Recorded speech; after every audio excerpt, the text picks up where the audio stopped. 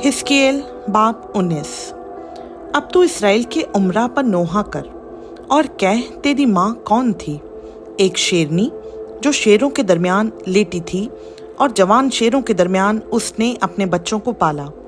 और उसने अपने बच्चों में से एक को पाला तो वो जवान शेर हुआ और शिकार करना सीख गया और आदमियों को निगलने लगा। और कौमों के दरमियान उसका चर्चा हुआ तो वो उनके गड्ढे में पकड़ा गया। और वो उसे जंजीरों से जकड़कर ज़मीन मिस्र में लाए।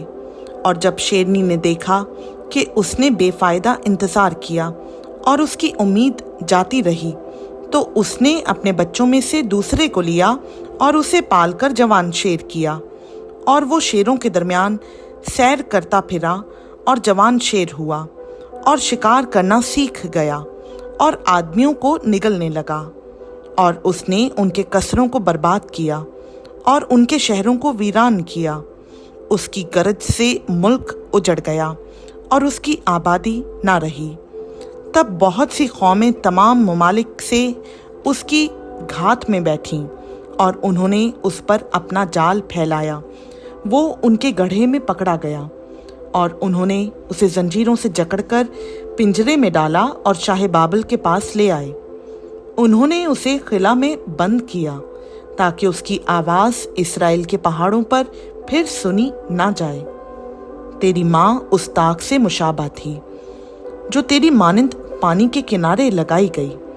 वो पानी की फरावानी के बाइस बारवर और शाखदार हुई और उसकी शाखें ऐसी मजबूत हो गईं कि बादशाहों के असा उनसे बनाए गए।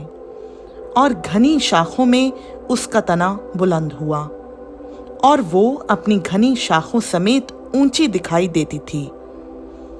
लेकिन वो गजब से उखाड़ कर जमीन पर गिराई गई और पूर्वी हवा ने उसका फल खुश्क कर डाला और उसकी मजबूत डालियां तोड़ी गईं और सूख गईं और आग से भस्म हुई। और अब वो बियाबान में सूखी और प्यासी जमीन में लगाई गई। और एक छड़ी से जो उसकी डालियों से बनी थी, आग निकलकर उसका फल खा गई और उसकी कोई ऐसी मजबूत डाली ना रही कि सल्तनत का असा हो। ये नोहा है और नोहा के लिए रहेगा। खुदावंद का पाक कलाम का पढ़ा, सुना, समझा और कबूल किया जाना हम सबों के लिए बाइस बरकत हो। आमीन।